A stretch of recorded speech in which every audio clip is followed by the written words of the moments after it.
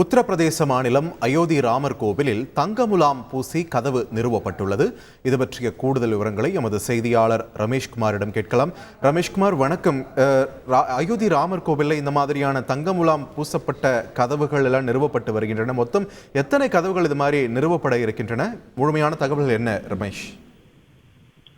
வணக்கம். அயோத்தியாவில் பிரம்மாண்டமாக கட்டப்பட்டுள்ள ராமர் கோவிலின் கும்பாபிஷேகம் இன்னும் ஒரு சில நாட்களில், அதாவது 22ஆம் தேதி நடைபெற உள்ளது.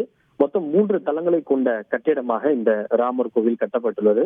இதில் இந்த கோவிலில் பல்வேறு தங்க கதவுகள் நிறுவ முடிவு செய்யப்பட்டுள்ளது.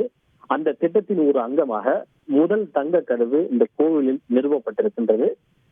ராமர் கோவிலில் கர்ப்ப கிரகம் அமைந்திருக்கக்கூடிய முதல் தளத்தில் இந்த முதல் தங்க கதவு என்பது நிறுவப்பட்டுள்ளது. மொத்தம் 12 அடி உயரமும் 8 அடி அகலமும் கொண்டதாக இந்த தங்க முலாம் பூசப்பட்ட அந்த கதவு அமைக்கப்பட்டிருக்கிறது. அடுத்து வரும் 3 நாட்களில் இன்னும் 13 தங்க கதவுகளை அமைக்கவும் திட்டமிடப்பட்டிருக்கின்றது. மொத்தம் இந்த ராமர் கோவிலில் 46 கதவுகள் நிறுவ முடிவு செய்யப்பட்டிருக்கிறது. அதில் 42 கதவுகள் இது போன்ற தங்க கதவுகளாக நிறுவுவதற்கு முடிவு செய்யப்பட்டிருக்கிறது. அந்த 42 தங்க கதவுகளும் சுமார் 100 கிலோ தங்க முலாம் பூசப்பட்ட தங்க கதவுகள் என்பது குறிப்பிடத்தக்கது.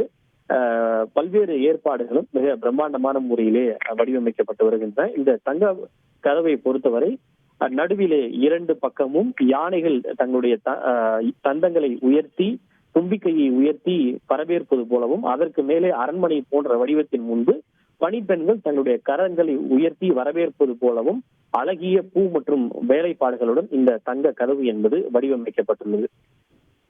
நன்றி ரமேஷ்குமார், உங்களுடைய விரிவான தகவல்களுக்கு. செய்திகளை உடனுக்குடன் தெரிந்து கொள்ள உடனே சப்ஸ்கிரைப் பண்ணுங்க.